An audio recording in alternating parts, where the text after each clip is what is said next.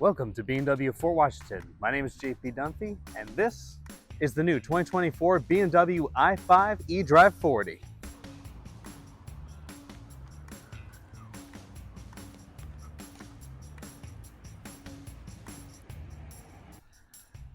So the 2024 model year marks the 8th generation of the 5 Series. This is of course being a major update because for the first time ever, the 5 Series now comes in an all-electric. Previous generations did have an option for a plug-in hybrid, but that is, as of right now, not where we're at in the lineup. You simply get gas or this all-electric. Now this particular one starts with our smaller 19-inch wheels. They can be optioned all the way up to 21s, and they get much more aggressive styling altogether.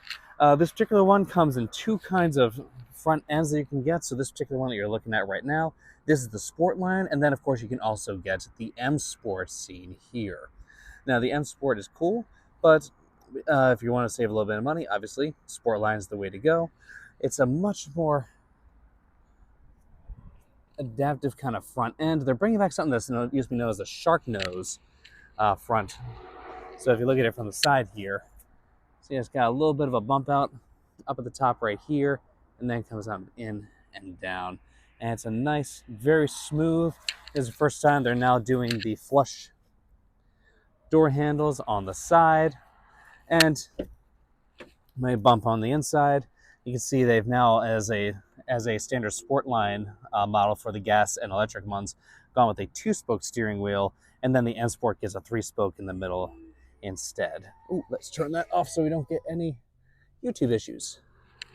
So let's do that. I'm actually going to hop in the back here to make it a little bit easier to kind of show this. While I'm in the back here, I do want to show that, as you can see, one of the things that they did change on the inside here is now you get the comfort, access, travel connections in the back here. Usually only be on the 7 Series X5, X6, and X7, but now, ta-da, here it is here.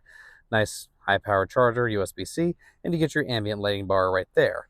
As you notice, there is no seat back pockets, which is a little bit like, that stinks. But, you know, neither here nor there. USB-C right here, of course. Get a 2-tone option on the back here. Let me go with a little wide angle here so you can see a little bit more. All your standard bits right here.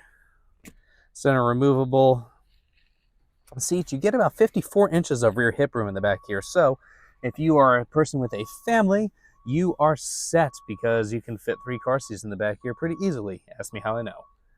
Now, let me close this front door for a quick moment here. And actually, before I do that, we're going to go around here. Nice little function that they put here. They embossed kind of a 5 right there into the door, as well as in the C-pillar in the back as part of the Hofmeister kink. They now have this nice little 5 accent right there. Coming to the back end here, we of course have nice little tucks of the 7 Series. In here, of course, there are no tailpipes because this is all electric. eDrive 40 means that this is the 335 horsepower rear-wheel drive variant. You can get them in all-season tires instead of just performance tires, which is nice. And a nice big, just over 18 cubic feet trunk in the back here, and of course your 2040 rear seats. So lots and lots and lots of room in the back here, and of course automated means that boop boop, kick to open, kick to close, and I don't have the key on me. That's just stupid. Oh, never mind. It was just finicky. Anywho, so we have that, and again, just really nice kind of view all around of this vehicle. Now, coming back to the inside here for a moment, Harman Kardon sound system is a standard when you get into these cars. So you can see right here, Harman Kardon has that, with Bowers & Wilkins as an option. Now, another thing that's nice is it comes with the moonroof as a standard feature. You can also opt for the Sky Lounge, which is a front-to-back full glass, and the only difference there being that that one's not openable, whereas the standard one is.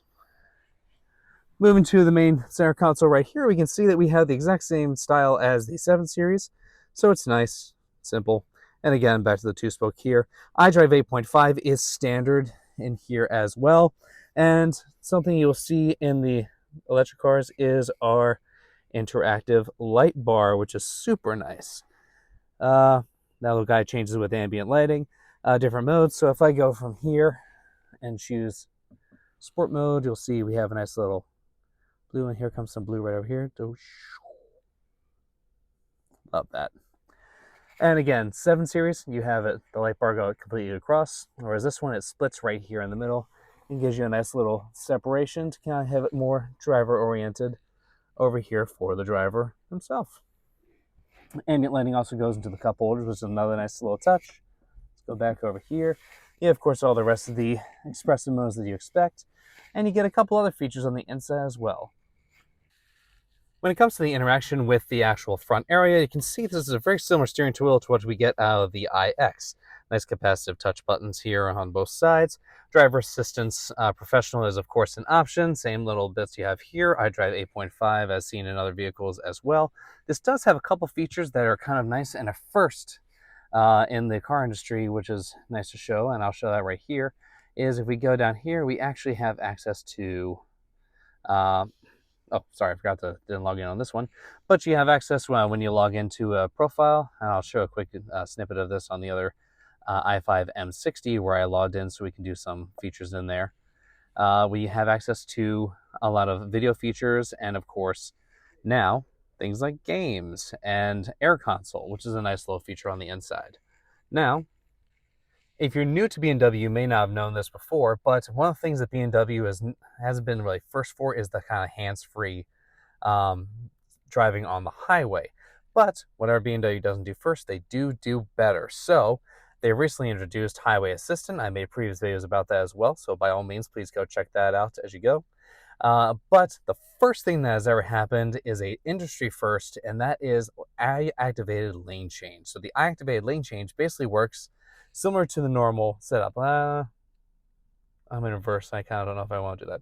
Let me just swing this around the normal way so that way you're not, so certain people don't complain about that. So I don't have an active way of doing this right here just because we not currently out on a test drive, but the idea behind it is when you go to your actual drive mode, you're hands-free on the highway, driving down, take your hands off, driver assist professional activate. You get the lights active on the steering wheel, and say you come up to a car that's in front of you that's going just a little too slow. Say they're going 65 and you want to go 75. It's going to actually ask you on your head up or on your instrument cluster right here, hey, do you want me to go around them? If so, I can do a lane change here. And now, instead of where before you had to do a little tap here to start the lane change, even if you're hands-free with Highway Assistant, now it's as simple as simply look to that mirror or look to that mirror, and it will lane change right or left automatically without hands on there. Now you have to admit, that's really cool. And because it's an industry first, it just means that we get to do it first. And that's just part of the fun. Now, in terms of the actual driving experience for these cars, again, this one's the eDrive 40, which is the rear-wheel drive, 335 horsepower, 295 pound-feet of torque. Same motor that comes out of the i4 eDrive 40. As of right now, there's no plans to make this an xDrive 40, which will add a front motor, although that might be in the future. Obviously, we are not sure whether that'll happen, but my suspicion is that it will eventually happen since it happened for the i4 with the current models. But you can get this, or you can go for the absolute hair on fire i5 M60. The i5 M60, of course, giving you all-wheel drive, and is the most powerful 5 Series outside of the M5 as of so far, the most powerful electric 5 Series that we've ever made. And that puts out 592 horsepower, which is amazing. And 0-60, the range, depending on who you're talking to, between about 3.3, 0-60, and 3.6. But honestly, with the overboost feature, there is a boost option on there that allows you to kind of make a little more power, which is especially nice. And it gives you an extra boost in your total torque. And that just is absolutely insane. Now, another feature that is in this car, that has started in this car and will supposedly trickle out to other vehicles as well, is something called plug and charge. So I moved into our i5 M60 on the inside here, but right here is, of course, our plug and charge options. Now, once you start doing this, you can add up to 5 different networks on here, as BMW makes the push to switch to the NACS standard starting 2025. We'll see if they give us an adapter to be able to use that as well. But in theory, they're going to give us the ability to use that in the past for these CCS one standard charge cars as well. So I hope they do that, because that would be fantastic. But the idea behind this is you go to the proper DC chargers, and you'll be able to simply plug in, and it'll save your information, authenticate automatically, and charge your car without you having to do any authentications within the apps. Again, you can save up to 5 of them altogether, making this an extremely helpful system as you're getting used to more electric vehicles going forward. Now, since I have made the transition into the i5 right here, here's the 3-spoke steering wheel I mentioned earlier. And it also gets this nice centering indicator right here in red, which is another nice touch. And this particular one also has the Bowers and Wilkins, of course, right here. Nice feel. And again, you get either Harman Kardon or Bowers and Wilkins on the inside. Fantastic things. On the center console here, you of course have a wireless charging pad. If you didn't know, there's actually a fix. There's originally a thing out there that says that if you had a iPhone 15 and you put your phone on a wireless charger in certain cars, BMW being one of them, it would actually knock out the NFC chip. If you don't know, there's iOS 17.1.1, an update as of this morning. This currently the 8th of November, 2023. So as of this morning, there is iOS 17.1.1 that fixes this issue here. You can also see that there's this nice little cooling fan right here, and this is kind of divoted down so that way they can keep your phone cool. Now, of course, the other benefits of this, or rather I should say benefits of charging, is that there are a couple of small changes in the back here at the charge port itself. Now, they've changed the charge kind of curve of this, so now these things max out at 205 kilowatts of charging instead of 195, meaning that this will now fully charge from 10 to 80% in about 30 minutes instead of the 35 previous. It's not much of a change, but it's enough to make a difference. And if you notice, there's no more of these little tiny kind of clip button options. So instead, they've now switched to simply quick plug, and you can unplug that for DC charging. And you see this nice little tiny lip around here. So now this is your dust and water barrier in there. It all seals whenever you close it, so you no longer have extra steps when you're trying to charge. You just simply plug and play. Make it super easy. Little drain plug down here if you ever do get water in there. And of course, another little change here is you can unlock the charge port using this. And of course, you need your key on you. For anyone curious, there is no frunk in these cars. Again, these are similar and share a platform with the gas-powered vehicles that we already make. So because of that, they have to share certain aspects of them, one of them being that there's no area for a front trunk, especially with the extra 2-motor version that you get with these. Now, in terms of other features that make this car kind of really stand out and about is that it has some newer bits with the suspension themselves. They kind of have an individually tailorable rebound and compression. So this car is not only sporty, but also super comfortable. And in my opinion, completely blends the essence of what BMW is. It is a sports luxury sedan. It's premium, fantastic interior, fantastic options. Of course, when you come to the seats, you have the options of either several Vaganza, which came out of the 7 Series seats on the inside, and you have 3 merino leather options as well. So if you still prefer the cow style, you can get that. But again, if you look at these seats themselves, they're extremely comfortable, very supportive. They no longer have the multi-contour seats in the same way that they used to, but most of the seat functions now go through the seating options right here. So give that a tap. Obviously, the options come up here. Of course, these ones have comfort access, connections to your digital keys. You also have Digital Key Plus, of course, that turns your phone. And if you have a compatible smartwatch with ultra wideband, your watch can even be a key for the car as well. You can share it with up to 5 other people with BMW's Digital Key Plus as well, meaning that you don't actually have to keep the normal seats in front. So, gonna super restrict this. All the good stuff there.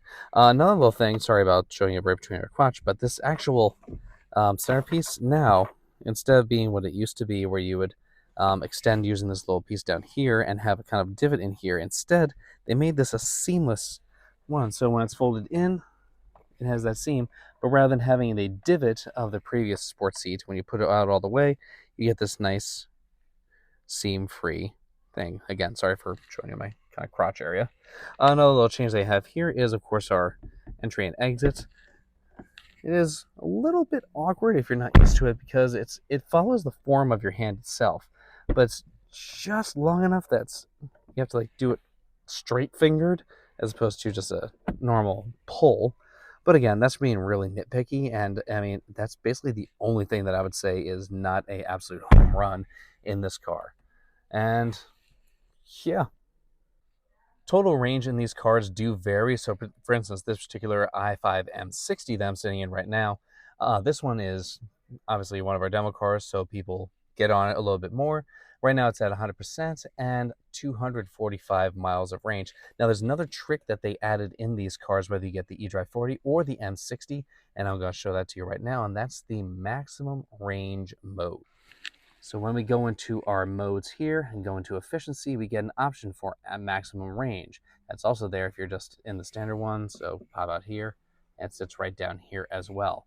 The second we hit that, it's going to tell us, hey, it's going to add approximately 124 miles, limit you to 60 miles per hour, and reduce power and driving functions to maximize that range. When we hit that, it's going to reconfigure 386 miles based on its expected range that I can do here. Now again, if I, oh yeah, I have to disconnect the thing. But regardless, I did a quick short about this before when showing this. Active, it limits you to 60 miles per hour and your power output to about 45% total power.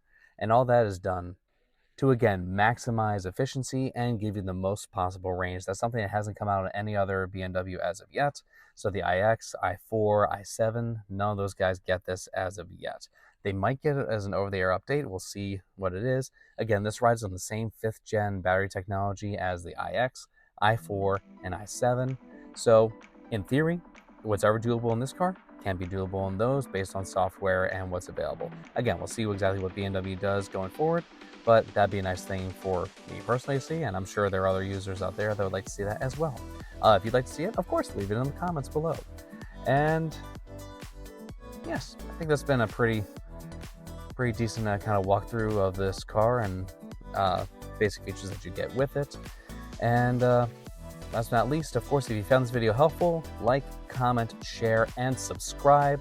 If you found this helpful in any other way, leave any comments below. Let me know what you want to see next, and all the usual things. So again, thanks so much for watching. Have a great rest of your day.